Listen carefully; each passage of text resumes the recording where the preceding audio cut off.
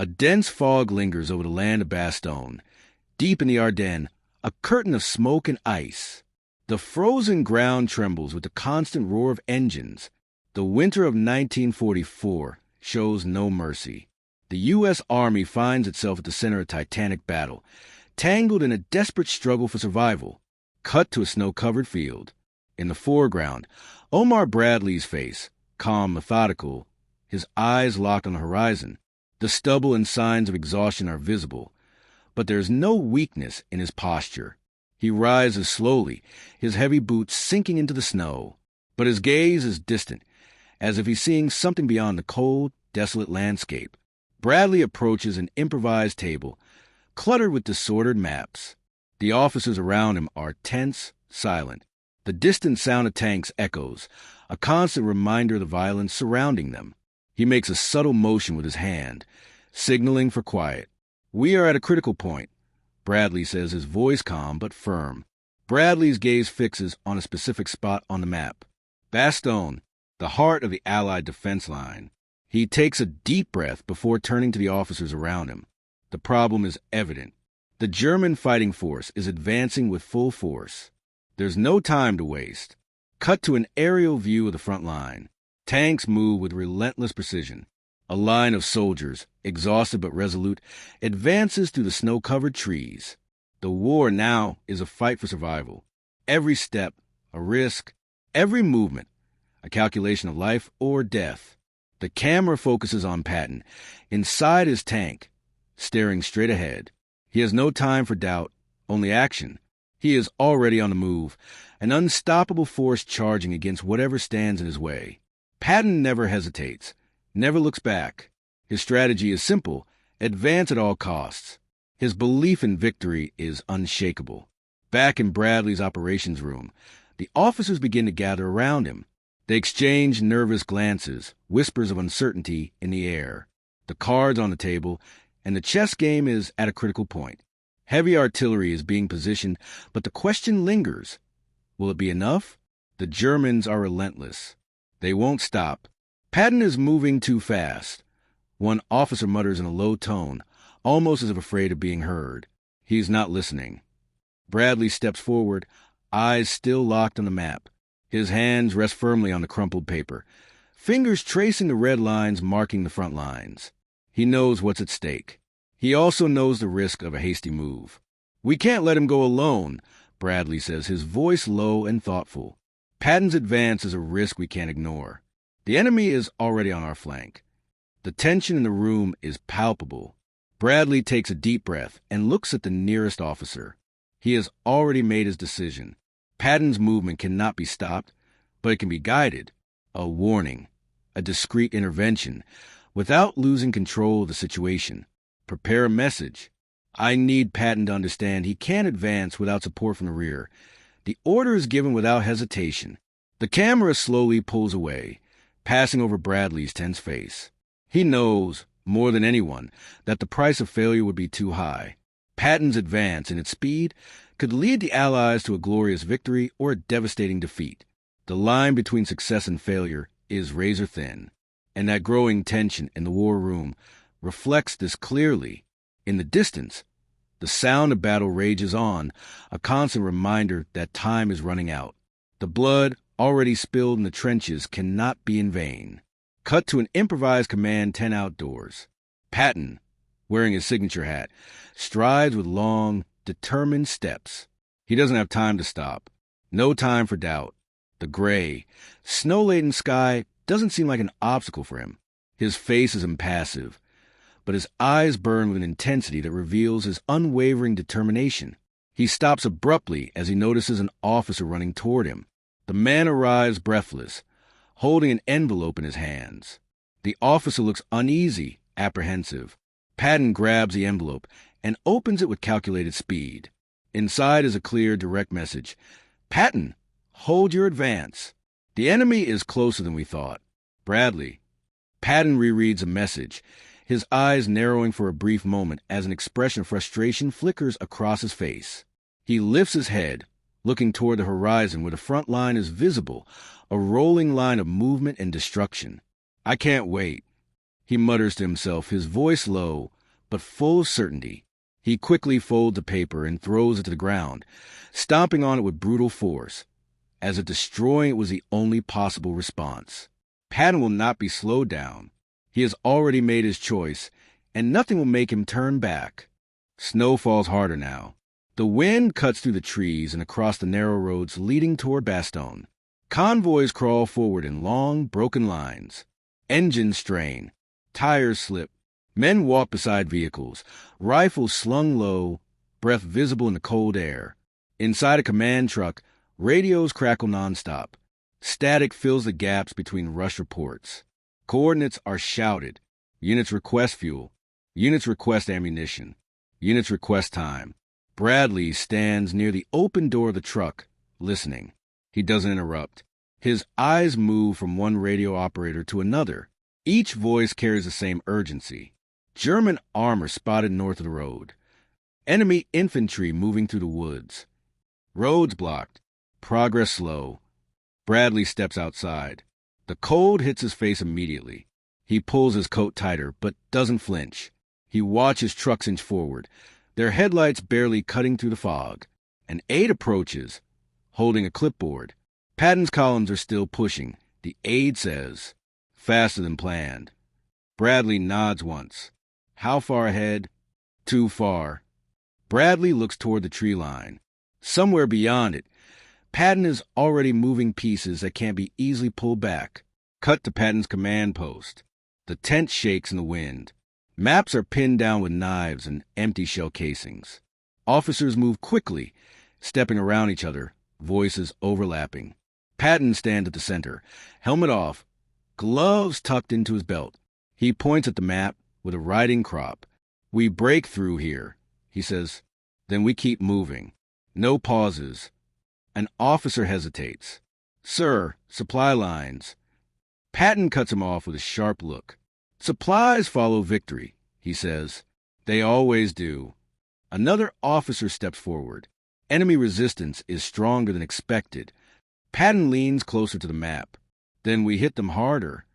Outside, tanks roll past the tent, metal grinding against frozen earth. Infantry follows close behind, boots crunching in the snow. No one looks back. Cut back to Bradley. He walks through a field hospital set up near the road. Stretchers line the ground. Medics kneel beside wounded men, working quickly, quietly. Bradley stops near one stretcher. A young soldier looks up at him, eyes wide, face pale. "Hold the line," the soldier says weakly. Bradley places a hand on the stretcher frame. "You're doing your part," he says. He moves on. The sound of artillery grows louder. Explosions flash in the distance. Brief bursts of light swallowed by fog. Bradley returns to the command truck. Another radio report comes in. Patton's lead elements are engaging enemy armor. Bradley closes his eyes for a moment. When he opens them, his jaw tightens. "Send another message," he says. "Clear. Direct." The operator hesitates. "Sir," he hasn't acknowledged the first one. Bradley looks at him. "Send it anyway." Cut to Patton, riding in a jeep at the front of the column. Snow lashes his face. He grips the frame with one hand, binoculars in the other. He scans the road ahead. A tank burns off to the side, black smoke rising into the gray sky. Soldiers move past it without stopping. A messenger jeep pulls alongside. An officer leans over, shouting to be heard over the engines. "Message from Bradley, sir." Patton takes the paper without slowing down. He reads it once. Then again. Enemy pressure increasing. Flanks exposed. Recommend slowing advance until lines stabilize. Patton crumples the paper in his fist. "Tell him we're already stabilizing," he says, "by moving forward." The jeep speeds away. Cut to German artillery firing from concealed positions. Shells arc through the sky. Explosions tear into the snow-covered ground ahead of Patton's forces. Dirt, ice, and debris rain down. Soldiers dive for cover. Tanks return fire. The battlefield dissolves into chaos and noise. Back with Bradley, reports stack up fast. German counterattack on the right. Unit cut off near the crossroads. Communications loss. Bradley spreads the maps wider, adjusting markers, shifting units with careful movements. Each decision is measured. Each adjustment comes with a cost. An officer watches him. If Patton breaks through, the officer says, he could relieve Bastogne. Bradley doesn't look up. If he doesn't, he replies, we lose more than town. The wind howls outside. The sound carries through the thin walls of the truck. Bradley straightens. Give me Eisenhower, he says. The operator nods and turns back to the radio. Cut to Patton as night begins to fall. Fires the landscape. The road ahead is littered with wreckage. He steps out of the Jeep and walks forward on foot, boots crunching through ice and debris. An officer approaches. Losses are mounting. The officer says, men are exhausted. Patton looks down the road toward Bastogne. So is the enemy, he says. That's why we keep going. The officer hesitates, then nods and walks away. Patton stands alone for a moment. Snow settles on his shoulders. He doesn't brush it off. In the distance, artillery flashes again. The sky lights up, then goes dark. Cut back to Bradley. He listens as Eisenhower's voice crackles through the radio.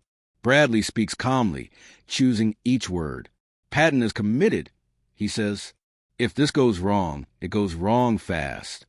He listens, nods once. I understand. The radio goes silent. Bradley lowers the handset. He looks at the map one more time. Bastogne sits at the center, surrounded by arrows closing in from every direction. Outside, the battle grows louder. Bradley steps out into the snow again, watching the distant flashes on the horizon. He knows the next hours will decide everything. Cut to Patton climbing back into his Jeep. Move, he says. The engines roar back to life. The columns push forward into the night. Night tightens its grip on the Ardennes. The cold deepens. Snow no longer falls gently. It drives sideways, carried by sharp wind that cuts across the open roads and through the trees. A temporary headquarters glows faintly under covered lamps. Inside, Bradley sits alone at the table. The room is quiet except for the ticking of a field clock and the low hum of radios on standby. The maps in front of him are marked with grease pencil, lines overlapping, arrows crossing each other like wounds that never close. He removes his gloves and places them beside the map. His fingers trace the road toward Bastogne. He stops where Patton's advance has pushed farthest. An officer enters, boots heavy with snow. Sir, he says, new reports. Bradley looks up. Go ahead. Patton's lead units are holding ground, but resistance is heavier. German armor is shifting. Bradley nods slowly. They're reacting to him, he says. Yes, sir. Bradley leans back in his chair. For a moment, he says nothing. They always react to him. He says finally, the officer waits. Bradley stands and walks toward the tent opening. He pushes a flap aside. Cold air rushes in. He looks out at the dark shapes of vehicles parked in rows, men moving between them like shadows. He remembers Patton's voice. Confident, sharp, certain. Bradley turns back inside. Give me Patton, he says. The officer hesitates. Sir, radio contact has been unreliable. Bradley meets his eyes. Try anyway. Cut to Patton near the front line. A ruined village looms ahead. Buildings shattered. Streets choke with debris. Fires burn in broken windows. The smell of smoke hangs heavy. Patton walks through the rubble with his officers. Gunfire echoes nearby. Short bursts followed by silence. He steps over fallen bricks and twisted metal without slowing. A radio operator runs toward him. Sir, message coming through. Bradley. Patton stops. The others fall quiet. The radio crackles. Static. Then Bradley's voice breaks through, steady, controlled. George. Patton takes a handset. Omar, you're stretched thin. Patton looks down the street, toward the darkness beyond the village. I'm stretched forward. You're exposing your flanks. Patton exhales sharply through his nose. I'm relieving Bastogne. At what cost? Patton turns away from the men, walking a few steps into the shadow of a collapsed wall. The cost is delay, he says, and I won't pay it. Bradley's voice remains even. If the Germans cut you off, they won't. You don't know that. Patton stops walking. I know the enemy, he says. I know momentum. If I stop, they regroup. If I push, they break. There's a pause. Static fills the space between them. Bradley speaks again. You're gambling with men who can't be replaced. Patton grips the handset tighter. So are you, he says. Every hour Bastogne stays surrounded. Silence. Bradley's voice returns, lower now. You always move faster than the plan. Patton looks back at his officers, waiting nearby, watching him. The plan didn't win wars, Patton says. Movement did. Another pause. Bradley exhales slowly. George, he says, if this collapses, history won't remember how fast you moved. It will remember what you lost. Patton's jaw tightens. History favors the bold. The radio crackles again. I warned you, Bradley says. Patton hands the radio back to the operator. Keep the line open, he says. But we're moving. Cut back to Bradley. He lowers the handset and stares at it for a long moment. He sets it down carefully, as if it carries weight beyond metal and wire. An aide watches him. He won't stop, the aide says. Bradley shakes his head once. No. He steps back to the map. He begins moving markers, pulling reserves, redirecting support units. Every move is deliberate. Every adjustment compensates for Patton's speed. Cover his flanks, Bradley says, even if he won't. Cut to Patton as the attack resumes. Tanks push through narrow streets. Infantry follows close, weapons ready. German fire erupts from upper floors and alleyways. Orders are shouted. Clear that building. Move up. Hold that corner. Explosions tear through walls. Smoke fills the air. Men fall. Others step over them and keep moving. Patton climbs onto a tank, standing tall despite the fire. Keep going, he shouts. No stopping. The tank surges forward. Cut to a German command post. Officers argue over maps. One points sharply. American armor advancing too fast. Another shakes his head. Let them. They'll outrun their support. Cut back to Bradley. Reports arrive one after another. Patton engaged heavily near the villages. Enemy shifting units south. Bradley absorbs it all. They're trying to trap him, he says. He looks again at Bastogne. If he reaches him in time, an officer says he becomes a hero. Bradley nods. If he doesn't, he replies, we inherit the disaster. Outside, dawn begins to break. The sky lightens from black to gray. Snow covers everything, hiding blood and wreckage alike. Cut to Patton at first light. He stands on a ridge overlooking the road ahead. Smoke rises in thin columns. The sound of fighting continues, steady and relentless. An officer approaches. We've taken losses, the officer says, but the men are holding. Patton lowers his binoculars. They'll hold, he says. They always do. He looks toward Bastogne again, closer now than before. Behind him, the engines idle, waiting. Ahead, the road disappears into fog. Patton steps forward. Move, he says. The column advances once more. Far behind him, Bradley watches the same horizon from a different distance, knowing the next decision will not belong to him. Morning breaks under a low, gray sky. The snow reflects a pale light that offers no warmth. Smoke drifts across the battlefield, blurring the line between ground and horizon. Patton's column advances through a narrow corridor carved by fire and steel. Wrecked vehicles line the road. Burned-out tanks sit half-buried in snow, their turrets frozen in place like warnings. A tank commander signals forward. Enemy armor ahead. Patton stands in his jeep, binoculars raised.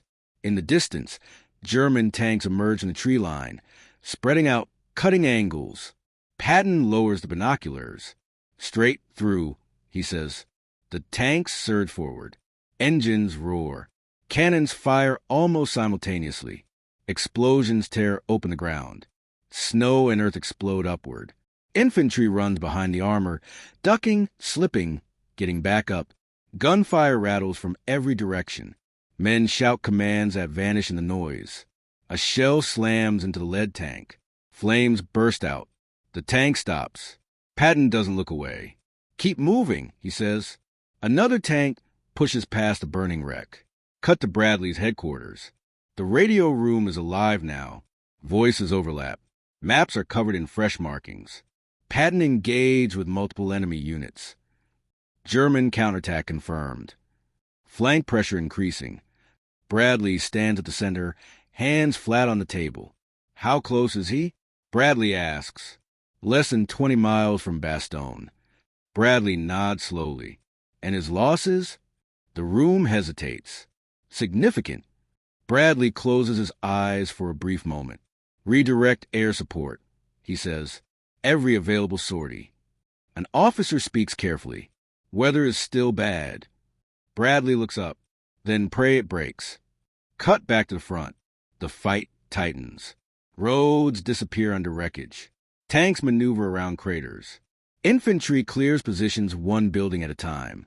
Patton moves forward on foot now, weaving between vehicles.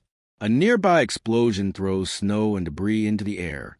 He stumbles, regains his footing, keeps going. An officer grabs his arm. Sir, this is getting too hot. Patton pulls free. That means we're close. Gunfire erupts from a ridge ahead. German machine guns rake the road. Men drop for cover. Patton crouches behind a wrecked truck. He looks at the ridge, then at the men pinned down. Armor, he shouts. Up there. A tank rotates its turret. Fires. The ridge erupts in flame and smoke. The men move again. Cut to Bastogne. Inside the encircled town, American soldiers brace inside ruined buildings.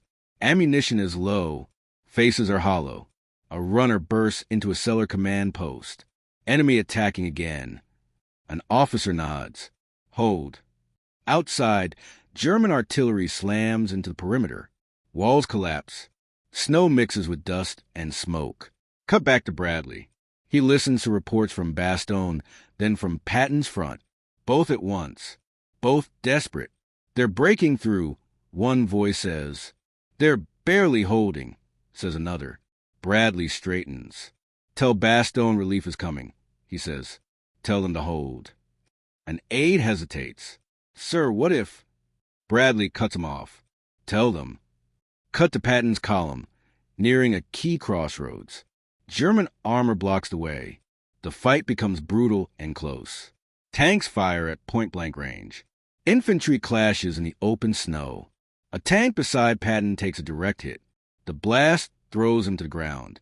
He rolls, then pushes himself up, ears ringing. Smoke surrounds him. Fire crackles. An officer runs to him. Sir, we need to pull back. Patton looks at the burning crossroads, then at the road beyond it. No, he says. This is it. He grabs the radio from the officer. All units. Patton says, voice cutting through the chaos. This is the point. Push. The response comes in broken confirmations. Tanks advance again. Infantry follows. German lines begin to crack under pressure. One tank reverses. Another explodes. The crossroads is taken. Silence follows, broken only by distant gunfire. Patton steps onto the open road beyond. Bastogne lies ahead. Cut to Bradley receiving the report. Patton is broken through. The room exhales. How far now? Bradley asks. Hours. Bradley nods once. Keep him covered. Cut to Patton's forces racing forward again. Faster now. Fueled by momentum and exhaustion. Snow-covered signs flash past. The sound of fighting fades behind them. Ahead, artillery fire lights the sky near Bastogne. Patton stands in his jeep, staring forward. Almost there, he says. Cut to Bastogne's perimeter. Soldiers hear engines in the distance. At first, they freeze. Then someone looks up. Those are ours. A flare rises into the sky. Cut back to Bradley. He steps outside as the sky begins to clear for first time in days. A break in the clouds reveals pale blue above. He looks toward the horizon. The sound of distant engines carries on the wind. Bradley closes his eyes briefly, then opens them. The gamble is nearly complete. The road into Bastogne is narrow and scarred. Snow is packed hard by tracks and boots. Smoke hangs low, drifting between shattered trees and ruined vehicles. Patton's column enters without slowing. Soldiers along the road turn, watching the tanks pass. Some raise their hands. Others just stare, too tired to react. A jeep rolls past the last offensive position. An officer from Bastogne steps forward, mud on his coat, eyes fixed on the approaching armor. "You made it," he says. Patton nods once. "Of course." Inside the town, men emerge from cellars and broken buildings. Faces are drawn. Uniforms are torn. They watch the tanks move through the streets, steel filling the space where fear had lived for days. A soldier slaps the side of a tank as it passes. "About damn time," he says. The tank keeps moving. Patton stands in the jeep, scanning the town. He doesn't smile. He doesn't wave. He looks at the damage. The cost is written everywhere. Cut to Bradley's headquarters. The reports are calmer now. Voices speak slower. Bastogne relieved. Bradley lowers his head slightly. He doesn't speak at first. An aide watches him. "You were right to worry." The aide says. "It almost collapsed." Bradley looks up. "But it didn't." He walks to the map. Bastogne is no longer surrounded. The arrows pulling inward are broken. Bradley removes his gloves and sets them on the table. "He took a risk," the aide says. Bradley nods. He always does. Cut to Patton, walking through Bastogne on foot. The streets are quiet now. Fires burn low. Medics move between wounded men. Engineers clear debris. An officer approaches. "Sir," Bradley's on the line. Patton takes the radio and walks a few steps away. "Omar."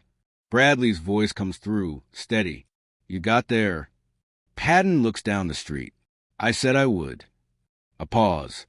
"You came close," Bradley says. Patton doesn't deny it. "So did they." Another pause. "You saved Bastogne," Bradley says. Patton exhales. "The men did." Bradley listens. "You pushed past the edge," he says. "Next time, it may not hold." Patton looks at the ground, then back toward the road he came in on. "There isn't always a next time," he says. Silence fills the line. Bradley speaks again. "I warned you." Patton nods, even though Bradley can't see it. "And I heard you," he says. "I just didn't stop." The radio clicks off. Cut to Bradley standing alone outside his headquarters. The sky is clearer now. The wind has eased. He watches supply trucks roll forward toward Bastogne, filling the space Patton tore open. An officer joins him. "History will remember this," the officer says. Bradley doesn't answer right away. "It always remembers the outcome," he says. "Rarely the warnings." Cut to Patton at the edge of town. He stops and looks back once. Tanks idle. Men move past him, focus on the next task. He puts his helmet back on. "Let's get ready," he says. They're not done. The engines start again. Cut back to Bradley. He turns from the horizon and walks back inside. The maps remain on the table. New lines will be drawn. New risks will come. He pauses at the doorway and looks once more toward Bastogne. The town holds. The war continues.